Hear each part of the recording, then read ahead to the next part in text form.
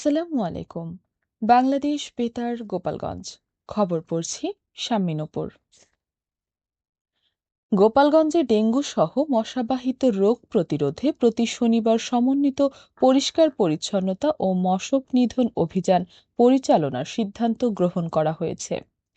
গতকাল সকালে জেলা শহরের হেলিপ্যাড ও মার্কাস মসজিদ সংলগ্ন খাল পরিষ্কারের মাধ্যমে এ কার্যক্রম শুরু করা হয়। একই সঙ্গে হাসপাতাল এলাকার বিভিন্ন ড্রেন ও ঝোপঝাড়ে ফগার মেশিন দিয়ে মশা নিধন করা হয়। এ বিষয়ে জনসচেতনতা বাড়াতে জেলা তথ্য অফিসের উদ্যোগে দিনব্যাপী মাইকিং কার্যক্রম চালানো হচ্ছে। এর আগে জেলা প্রশাসকের কার্যালয়ে সচেতনতামূলক এক আলোচনা সভা অনুষ্ঠিত হয়। এতে সভাপতিত্ব করেন অতিরিক্ত জেলা প্রশাসক সার্বিক এস তারেক সুলতান। ডেঙ্গু বিস্তার রোধ ও জনসচেতনতা বাড়াতে রাখিব চারপাশ পরিষ্কার গরিব সুন্দর পরিবেশ এ প্রতিপাদ্যকে সামনে রেখে মাদারীপুরে মশক নিধন ও পরিষ্কার পরিচ্ছন্নতা অভিযান পরিচালিত হয়েছে।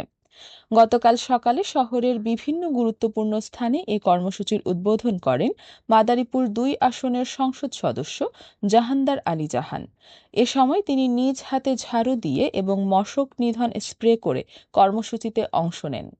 অভিযানের অংশ হিসেবে ড্রেন ও জমে থাকা পানিতে মশক নিধন ঔষধ ছিটানো, সড়ক ও আশেপাশের ময়লা আবর্জনা অপসারণ এবং জনসচেতনতা বাড়াতে লিফলেট বিতরণ করা হয়।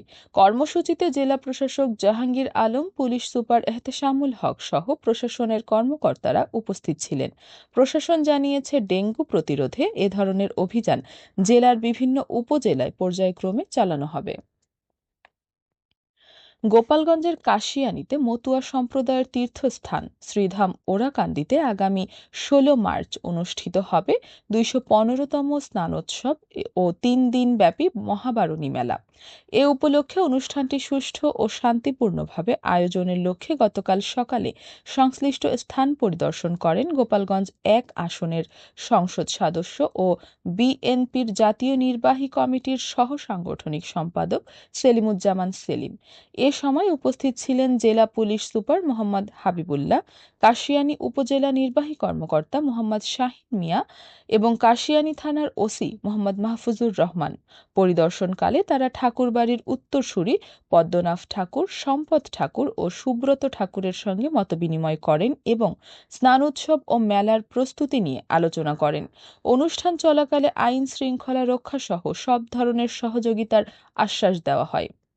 উল্লেখ্য, ১৬ মার্চ সকাল ৮:৩০টায় স্নান শুরু হয়ে চলবে ১৭ মার্চ সকাল ৮:৩০ পর্যন্ত এবং ৩ দিনব্যাপী মহাবারণী মেলা চলবে ১৮ মার্চ পর্যন্ত। পল্লীকবি জসিমউদ্দিনের ৫০তম মৃত্যুবার্ষিকী উপলক্ষে ফরিদপুরে তার সমাধিতে শ্রদ্ধা নিবেদন করা হয়েছে।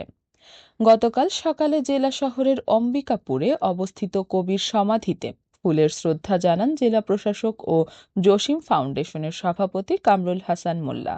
এ সময় জেলা police, Faridpur foundation, Faridpur press club, জেলা শিল্পকলা একাডেমি, ফরিদপুর সাহিত্য পরিষদ এবং আনসার উদ্দিন উচ্চ বিদ্যালয়ের শিক্ষক শিক্ষার্থীরাও পুষ্পস্তবক অর্পণ করেন। পরে কবির রুহের মাগফিরাত কামনায় দোয়া ও মোনাজাত অনুষ্ঠিত হয়। অনুষ্ঠানে জেলা প্রশাসনের কর্মকর্তা, রাজনৈতিক ব্যক্তিবর্গ, শিক্ষার্থী ও বিভিন্ন সামাজিক ও সাংস্কৃতিক সংগঠনের প্রতিনিধিরা উপস্থিত ছিলেন।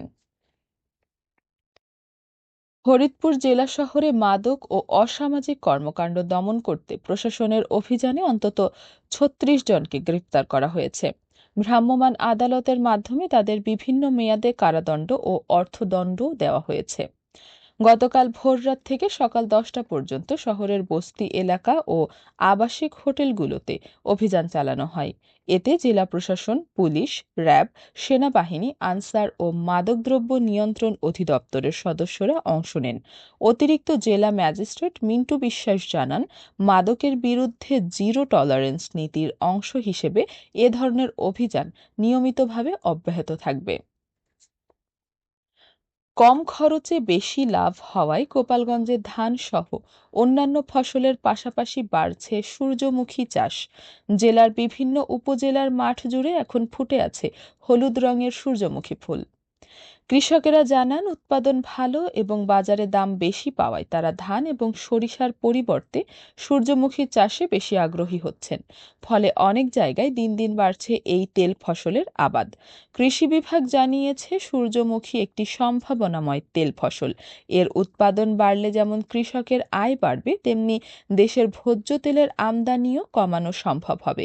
এজন্য কৃষকদের প্রশিক্ষণ ও প্রযুক্তিগত সহায়তা দেওয়া হচ্ছে। এবারে শুনুন কৃষি সংবাদ।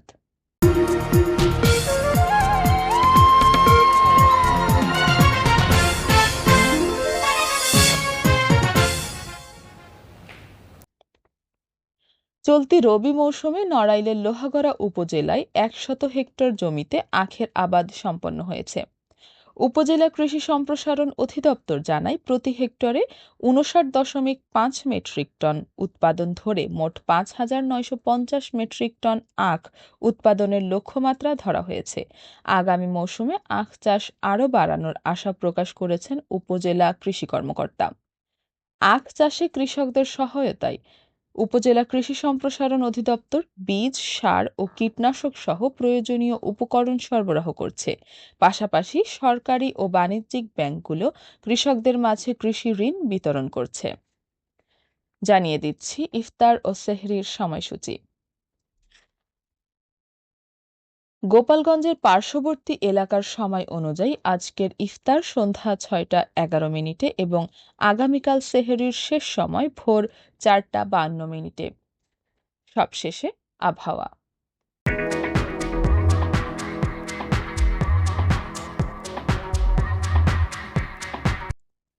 আজ বেলা ১টা পর্যন্ত দেশের অভ্যন্তরীণ নদীবন্দর সমূহের জন্য আবহাওয়ার পূর্বাভাসে বলা হয়েছে, রংপুর, ময়মনসিংহ, কুমিল্লা এবং সিলেট অঞ্চলসমূহের ওপর দিয়ে পশ্চিম অথবা উত্তর পশ্চিম দিক থেকে ঘন্টায় ৬০ থেকে ৮০ কিলোমিটার বেগে অস্থায়ীভাবে ঝোড়ো হাওয়া সহ বৃষ্টি অথবা বজ্রপাত হতে পারে। এসব এলাকার নদীবন্দর সমূহকে ২ নম্বর নৌ হুঁশিয়ারি সংকেত দেখাতে বলা হয়েছে। খবর শেষ হলো। আমাদের পরবর্তী খবর প্রচারিত হবে সকাল ১০টা বেজে ৩০ বাংলায়।